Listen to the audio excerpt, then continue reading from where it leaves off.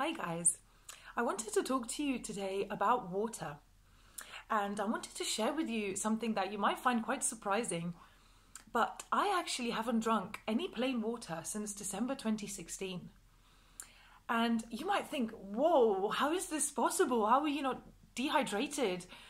And the reality is that actually I am more hydrated than ever. I feel absolutely fantastic, and my skin, which used to be super dry, when I was drinking tons of water, I used to drink between 3 and 4 liters of water a day. I used to, I kind of fell for the story they tell us, that you have to drink gallons of water. And I used to sit, with my bottle of water at work, and I would drink regularly, not necessarily because I was thirsty, but because I had this story in my head that I had to drink this water, that it was healthy for me to drink this water. And yet the physical experiences were telling me otherwise. So my body felt inflamed and bloated, and I was retaining water in various parts of my body, various, kind of the problem areas, so-called problem areas for women, like on my hips, on my thighs, and on my bottom. And a lot of that I thought was fat, and actually I've come to realize it was water retention. And I also had super dry skin. I've mentioned this in previous videos, but I used to have to carry a little pot of cream around in my handbag, and I used to have to moisturize my face and my hands at least 2, 3, sometimes 4 times a day. I used to have such dry skin. And now I don't drink any water, any plain water, and I'm feeling better than ever. Why is this? You might be wondering, how is this possible? It sounds completely counterintuitive. And the reality is, guys, that water, plain water, doesn't actually hydrate us at a cellular level. Water is a solvent which dilutes the acidity and the acids in our body, but it doesn't actually flush them out. So we actually, by drinking a lot of water, end up retaining a lot of water, end up being very bloated. And in my own personal experience, since I've stopped drinking water, I've noticed that my body feels a lot tighter, feels a lot less inflamed. And I do a lot of dry fasting. I intermittently dry fast every day. I do some short dry fasts every week, so 24 to 36 hours, sometimes a bit longer. And very regularly I'll go for a longer dry fast. So recently in December 2017, I did a 7-day dry fast. And during that time, I didn't consume any water whatsoever. And this might be absolutely shocking to some of you guys. You might actually think that without water, the human body will die after 3 or 4 days.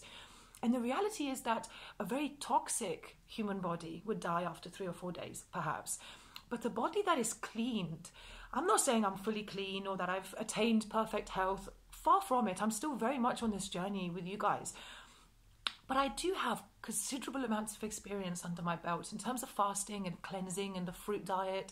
And I have to say, guys, in the same way that the body becomes more and more efficient, the more we fast, the more we eat our species-specific diet, and it requires less food. In the same way, the body becomes more and more efficient and requires less water or fewer liquids. And a really important thing to notice and observe in your own behavior is, how thirsty are you on a general basis? Don't ever drink water because you feel you have to, because you should, because you've been told that it's good for you. Always listen to your body, guys. If you're not feeling thirsty, don't drink just for the sake of it. Drink only when you feel thirsty. And when you do, drink the right things, And another thing I wanted to say was, make sure that if you're feeling really thirsty all the time, look at your diet. Are you consuming a lot of salt? Because salt makes us super dehydrated, and the body, it craves liquids after that. However, you might find yourself drinking water and not feeling hydrated afterwards. So in order to hydrate properly at a deep cellular level, we need to be drinking living water, something that the body recognizes as being bioactive, which is why the water in fruits and vegetables is our ideal water for us. It's been filtered by the plant through its roots, particularly fruit, which is our optimal, our species-specific diet. The tree, a part of nature with its infinite intelligence, puts all of its energy into creating the fruit, which is, it's how it's spreading its seed, it's how it's propagating itself. So the tree has no interest in putting toxicity into the fruit. The tree, all of its energy goes into creating the most beautiful, high quality fruit so that the animals and insects and birds and even humans, we are pollinating these fruit trees, that we have the best experience possible so that we come back and we keep taking the seed and we keep spreading it further and further. If a tree makes really sour, really bitter, really toxic mangoes, the animals and the birds and the insects are not going to keep coming at that tree and pollinating it. So it makes sense that actually nature has created this perfect fruit for us, this perfect food, which contains everything we need. It contains water, it contains fiber, it contains all of the minerals and nutrients, which on a kind of higher level translates to this information that I talk about, that connects to our body, that we symbiotically exchange information from the fruit. And all of these minerals and nutrients, they're incredibly helpful for our body. They balance out our system. And when we eat our species-specific diet, we shouldn't need to drink water. If you're living on a purely fruit diet, unless you're eating, a lot of dried fruit, for instance, but if you're eating juicy fruit, which I always advise, then you're always going to be getting enough liquid, enough fluid, just directly from the food that you eat. So a big motto that I have and that I'm going to share with you guys now is eat your food. Oh, sorry, that was funny. Drink your food. So what you're doing when you're eating fruit is you're going to be assimilating the water from that fruit, which is alive water that the body recognizes and goes deeply into each cell and hydrates the cell. And, for instance, cucumber, it's 96% water. Apples, pears, strawberries, watermelon, spinach, these are 92% water. Lettuce is 90% water. Pineapple is 87% water. So these are super high in water, and when you're consuming these, you don't need to also consume water. I'm not saying that water is bad. I'm not demonizing water. I'm just saying that we need a lot less of it than we think. And I'm not going to, go too much into this. I don't want to sound like some kind of kooky conspiracy theorist, but there are a lot of things going on there, guys. There are a lot of big corporations whose intentions are not always altogether noble. Producers of bottled water are not putting human health as their number one priority. Their number one priority is profit. And if you think about it, even 50 years ago, if you find an elderly person and you talk to them about how much water people used to drink back in the day, and did people used to carry around bottled water like they do today? And the reality is, and the elderly amongst us will confirm this, that this is nothing but marketing.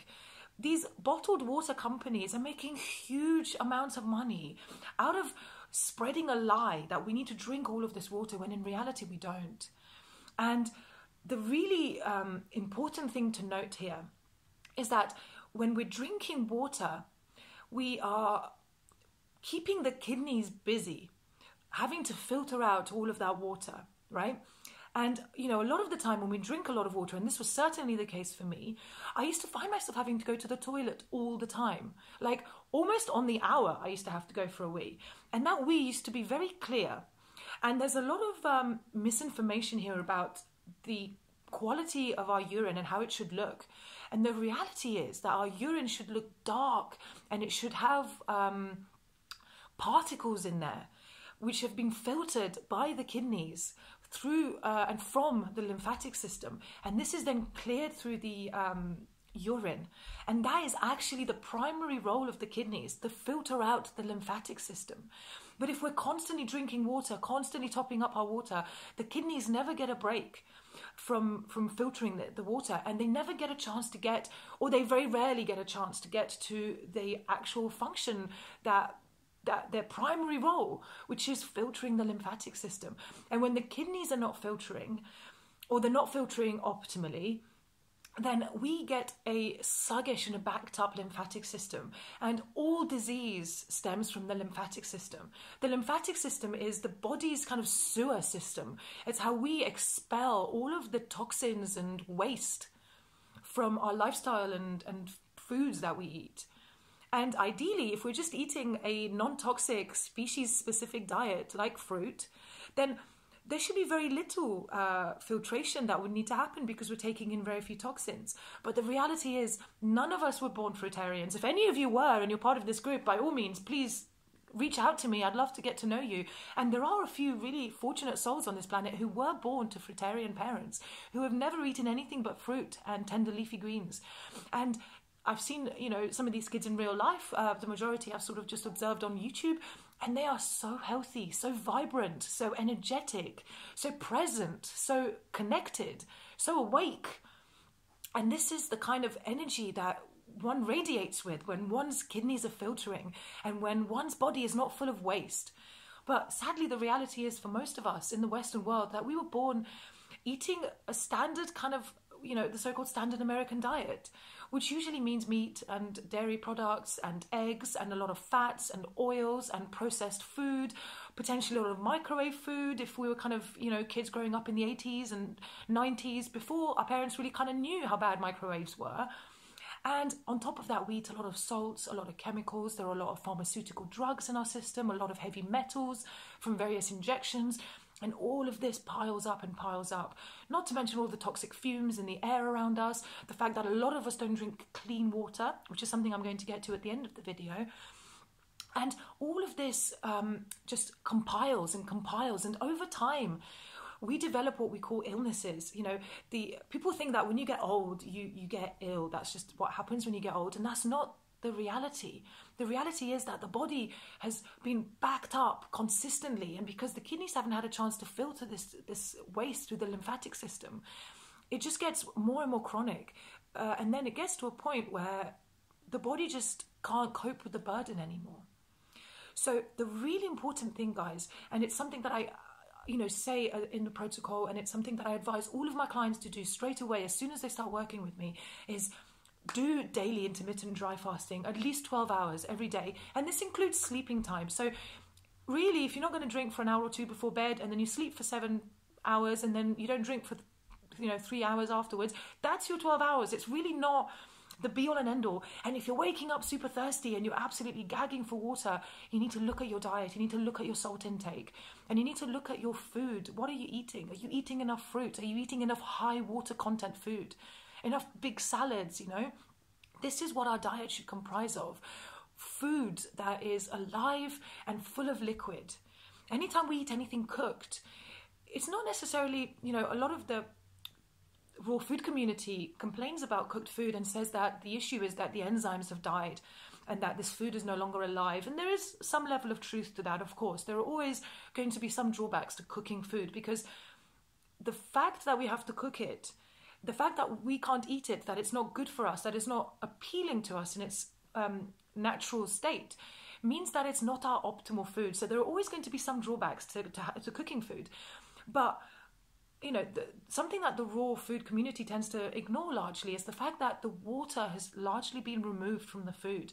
When you're steaming something or when you're baking something, the water either evaporates or goes into the water and the food becomes dry. And a lot of people then eat cooked food, which is dry, and drink liquids at the same time, thinking that, they'll kind of rehydrate themselves. And the reality is that what they're doing, they're actually diluting their digestive enzymes with the water or whatever liquids they're drinking, and, slowing down the digestion even more. And Arnold Ehret says this in the Mucusless Diet Healing System and in Rational Fasting, like, we should never eat and drink at the same time, unless we're eating, of course, a whole food like a fruit, which has both its food and its water in one source, right?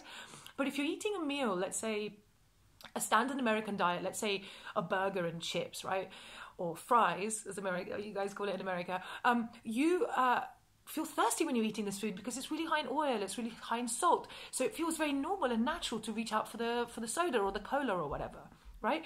But doing this, you're actually you're making the digestive process even more difficult and challenging for the body. So it's super important, guys, and Arnold says this, not to drink any liquids, ideally within half an hour before and after a meal. And if you must drink liquids, drink the liquids first and then eat the food on top of that, and then don't drink any liquids afterwards. So for instance, if you are going to a restaurant or whatever and you are having a soup or whatever, have the soup first, or a broth or a tea or whatever. Have that first and then have the cooked food or whatever other food you're having. If the food is raw, it's not so important because there's so much water content in the food anyway, but whenever you're eating cooked food, be very aware of this. And I wanted to cover another topic, which is about the adrenals. So when the kidneys are being kept busy with filtering the water that we're drinking all the time, they become sluggish. They're not functioning at an optimal level. And the kidneys are very directly associated with the adrenals. So the adrenals are two glands that sit just above the kidneys. And they regulate a lot of hormonal processes in the body. And when the kidneys are sluggish, when they're not fully functioning or functioning optimally, neither are the adrenals. They're so directly connected, those two. And adrenal fatigue is always directly related to chronic dehydration, chronic cellular dehydration. So guys, if your adrenals are blown and burnt out, you're going to be dehydrated. I guarantee you that every single one of you watching this video, even if you've been a vegan for years, even if you've been a fruitarian for a few years, you're still going to be dehydrated. The process of slowly rehydrating the body doesn't happen just by gulping down a couple of pints of water. It happens over time. It happens very slowly because you need to heal the adrenals before chronic cellular dehydration can be healed. It's not something that happens overnight. And I'm not saying this to discourage you. I'm saying this to help you realize that this is a process, that it's something that takes commitment, something that takes understanding. And, you know, I don't want to do any kind of scaremongering when it comes to water. I don't want to say don't ever drink water. I'm just trying to advise you guys to take a more balanced approach and to experiment with this. Maybe you've been drinking a lot of water all your life. Just try giving this a go. You know, try following the protocol and just completely give up drinking water. Shift your focus away from drinking water and other liquids to eating your water, as I said earlier. So eat a lot of fruit, drink a lot of fruit juice.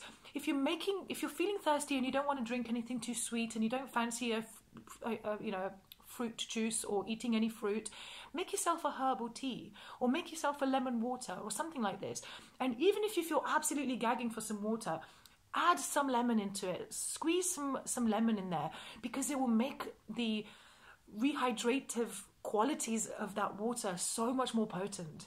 By virtue of the fact that you've added some living matter in there, that some enzymes, you know, some vitamins and minerals, and the body will receive that water completely differently to how it will receive plain water. And you're going to find, guys, that a lot of the kind of physical discomforts you might be experiencing, a lot of the potential excess fat, and if you're overweight in any way, you'll find that a lot of that will just shrink because it's not actually fat, it's just inflammation. So give your body a chance to rest. Do the daily intermittent dry fasting. Ideally, do 24 hours dry fasting every week. And if possible, you know, every month or so, try and do it a little bit longer. Try and go for 36 hours. Try and go for 48 hours. Just see how your body goes, you know. And if you're struggling to dry fast, you know, if you're 15 hours into a dry fast and you're already so, you know, super thirsty and gagging for water or gagging for liquids, that's a sign to you that your body is very dehydrated. It's only because I've been slowly rehydrating my body at a cellular level over a period of a few years that I was able to do a 7-day dry fast. The majority of the population, if they tried to do a 7-day dry fast, would cause themselves a great deal of damage because their bodies are not able to go for that long without water, because only a hydrated body is efficient enough to be able to create its own water. And this is what happens when we dry fast. There's a process of a metabolic process, shall we say, whereby the body accesses its own water that is stored in all of our cells. And what the body does, it then gets the water from the most mutated and toxic and kind of funky and old cells. the cells that would potentially become cancerous, that would potentially mutate into some kind of tumor or whatever, you know. And by breaking open those cells so it can access the water, those cells are then eliminated, and all of the waste contained within those cells is eliminated. And that's why dry fasting is such a powerful and such a deep process. And I've said this before, I'm going to say it again, dry fasting is so much more effective than water fasting. I'm not saying water fasting is bad, guys. Any kind of fasting is amazing. So if you feel called to do some water fasting, by all means go ahead and let me know. I've done 2 10-day water fasts myself, so I have some experience in this field. But dry fasting is so much more effective. And they say that 1 day of dry fasting is equivalent to 3 days of water fasting, just in terms of how much the body gets an opportunity to clean house and to go to work.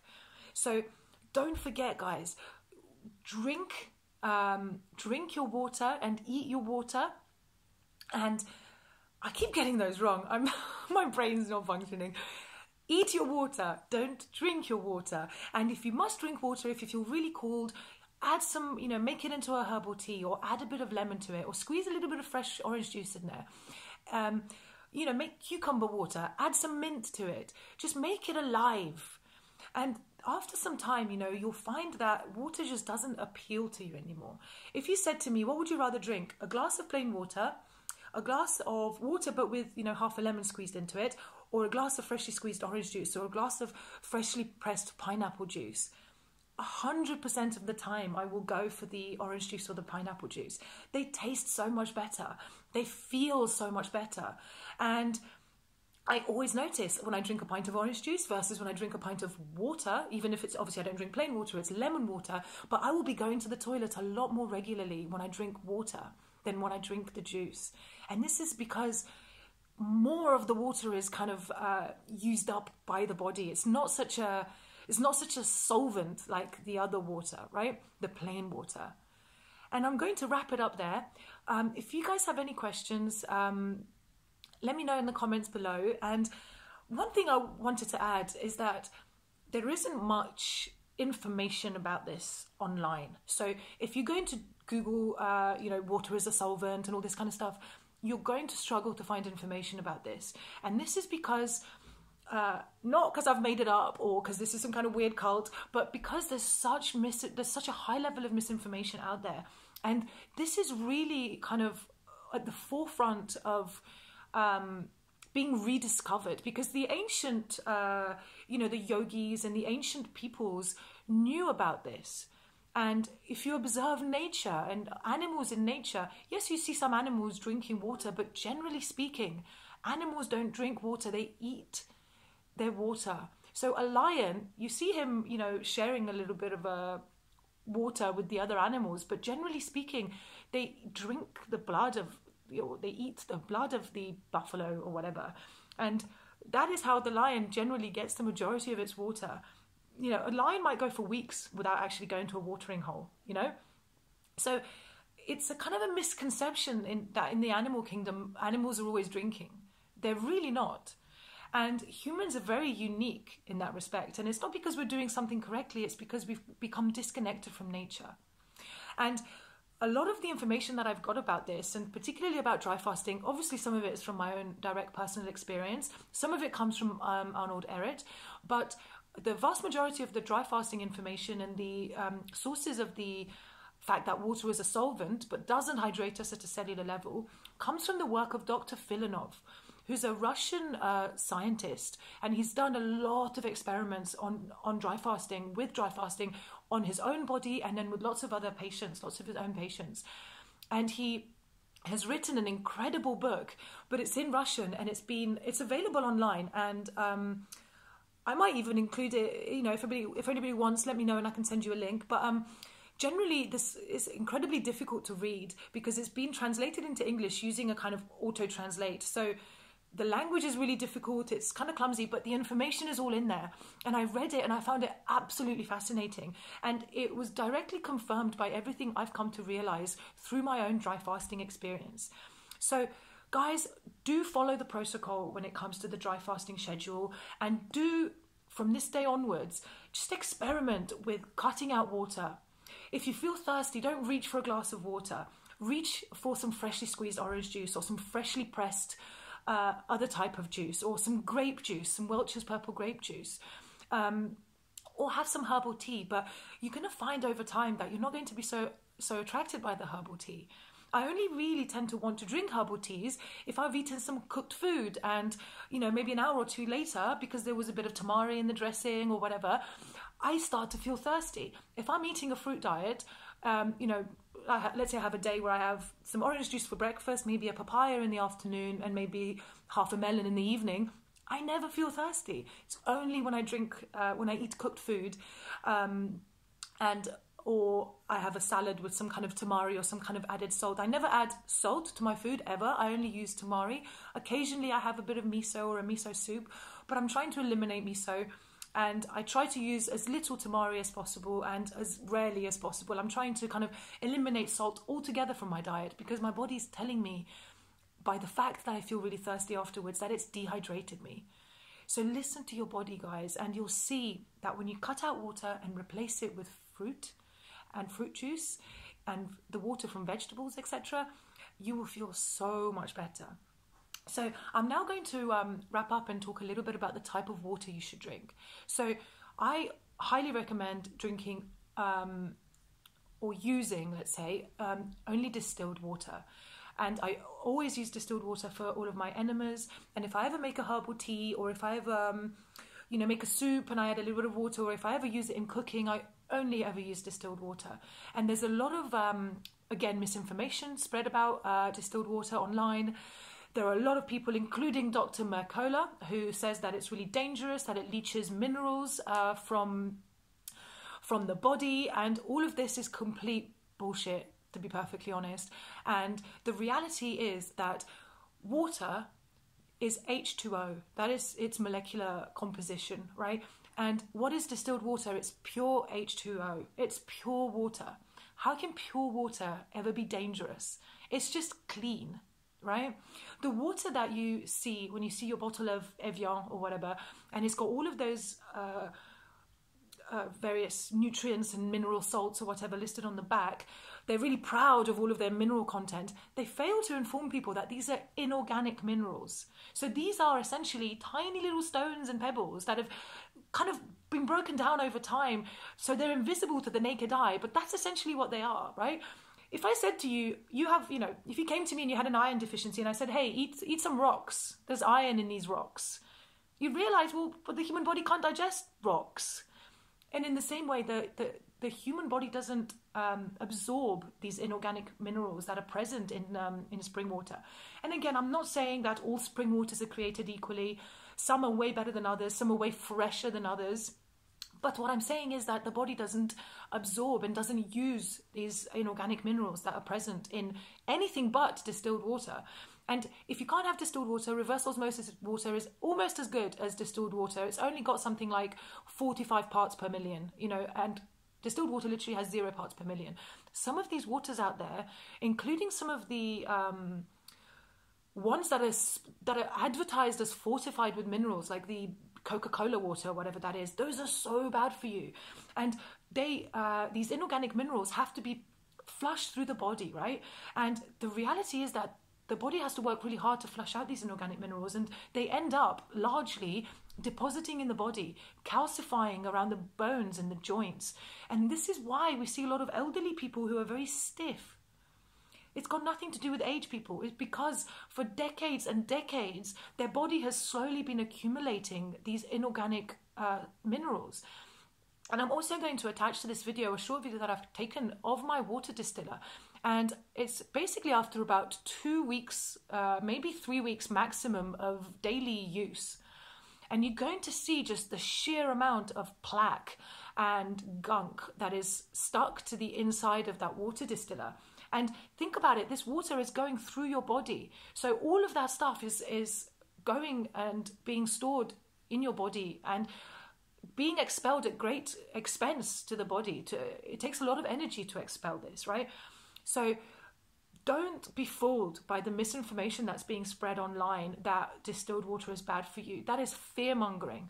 And this Dr. Mercola, who a lot of people, even in the health food industry, even people who advocate fasting have fallen for the tricks. And so Dr. Mercola, he does the classic thing that a lot of people who are spreading misinformation do, and that they speak 80% truth and 20% lies. And, you know, for instance, Dr. Mercola, he's against vaccination, says it's not natural. He's against any kind of processed food. He says we should be eating seasonal, local produce. I agree with all of these things. This is the 80% truth, right? But then the 20% truth that the 20% lies, that he spreads, that is complete misinformation. That goes to the heart of health, right? And he says things like, you need to eat a high-fat diet in order to be healthy, even though 15,000+ studies that have been carried out since the 1950s directly go against this. But he keeps saying it, and he keeps posting it, and people keep sharing it. And there are bloggers out there who are paid by these kind of pro-meat and dairy industry and bottled water drinking industry lobbies out there to spread misinformation. So when you look, is distilled water good or bad for you, the first 20 or 30 hits that will come up on Google will be lies, because they're paid. And this Dr. Mercola, he is a board member and probably the most active member of the Weston A. Price Foundation, who pretend to be independent from the meat and dairy industries, but actually what they are, they're an anti-vegetarian and an anti-vegan society that is sponsored by farmers and livestock industry and meat and dairy industry, right?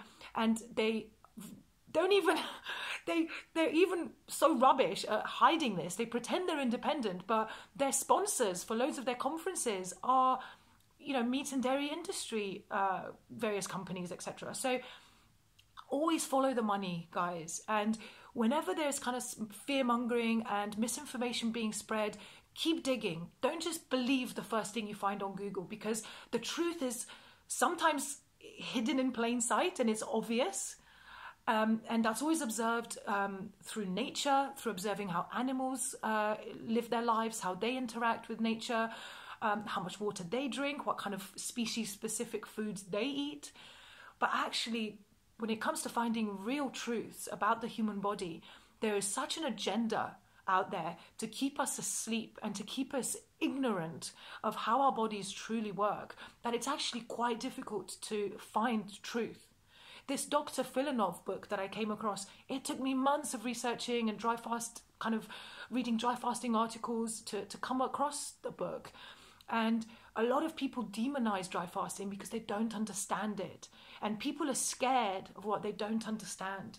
But I do understand this. I have so much experience of it now, and I'm sharing with you guys all of this stuff. And I'm aware that this video might come across as quite intense. I'm not trying to be intense. I just want you guys to be informed. I want you guys not to fall for the lies of these meat and dairy industry and bottled water industry and big pharma, right? Who wants people to be ill so they can be treated. They don't want people to be cured of anything.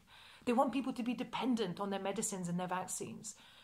And, you know, this Dr. Mercola who's saying that distilled water is bad for you and it's dangerous.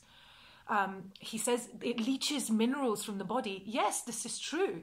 With distilled water, because of the charge of the ions in the water, it attracts these inorganic deposits and it expels them from the body. So yes, there's a half-truth there. Distilled water does expel minerals from the body, but these are nasty inorganic mineral deposits that are calcifying around our bones. We don't want these. So it's a good thing that distilled water does this. So only put clean water into your body, guys. And by all means, if you don't want to get a water distiller, it's not the end of the world, but try your best to just get the best quality water you can get. If you want to get spring water, make sure you buy it in bottles if possible. Maybe try and get glacier water, which is a lot cleaner. And you know, if you would like to get a water distiller, I'm going to show you in a link below the one that I use, the one that I recommend. And I have to tell you guys, like, it's less than 200 quid. You can even get some on Amazon for like half that price, some for like, you know, 112 quid or something. And you will never have to buy water again. You know, if you think about how much money you're spending on buying bottled water, once you've got your water distiller, you can just put tap water through it and it comes out pure and clean. And apart from occasionally having to buy some carbon filters, which cost like, you know, a few pounds, maybe every 6 months, you don't have to worry about it ever again. So actually, it's a bit of an investment into your future, and it does mean that you always are putting clean water into your body, whether it's via your mouth or via your bottom. And I do always recommend doing distilled water enemas because the colon is very absorptive. So the water that you put into your colon will become absorbed. So don't put tap water in there, guys. If you're using spring water, again, be conscious of the fact that when water is stored in plastic bottles, the minerals and the petrochemicals from the plastic are leached into the water. So you're kind of putting some pretty nasty things into your body. Do be aware of that. If you have any more questions about this stuff, I'm aware that I've shared with you a lot of information in this video. So please do comment below and let me know your thoughts. Let me know if you've started dry fasting, if you've had any experiences with it, if you have any fears around it that perhaps I can allay, and if you have any resistance perhaps that comes up for you around not drinking water, because this is a very deep conditioning that we have in society. But you must realize that it only goes back a few generations, and it's something that we can very quickly wake up from as soon as we start actually listening to our bodies. So just trial it out. I'm not saying I know everything, I figured it all out. I'm just sharing with you what's worked for me. And I'm not some kind of unique human, we all have the same blueprint. In the same way that fruit is the species-specific diet for every single human. Even the Inuits, even though they've adapted over generations to eating a higher fat diet, they have some of the highest mortality rates. I think the average age for the Inuits is 45, right? This is because they're not eating their species-specific diet. And in the same way, in the same way that we're all meant to eat fruit, we're all not meant to drink water, if that makes sense. So dry fasting will work for every single one of you. It's not like it worked for me, it may or may not work for you. It's going to work for you. And if you feel bloated in any way, if you've got joint problems, if you've got arthritis, then by all means, the most important thing to do is to eliminate the inorganic chemicals that are calcifying around your joints and causing you this pain. And you can begin to unwind that process by fasting, by dry fasting, by eliminating the inorganic minerals, and by getting your water from the fruits and vegetables that have been filtered naturally by nature. So don't drink tap water. Number one and most important thing, tap water is absolutely disgusting. Avoid as best you can spring water, especially if it's in plastic bottles. Try and buy it in glass bottles. And ideally go for reverse osmosis or ideally distilled water. Thank you so much for listening. I'm aware this was a really long video, so thank you so much for bearing with me. And I look forward to speaking to you next time. Have a beautiful day, guys, and stay hydrated.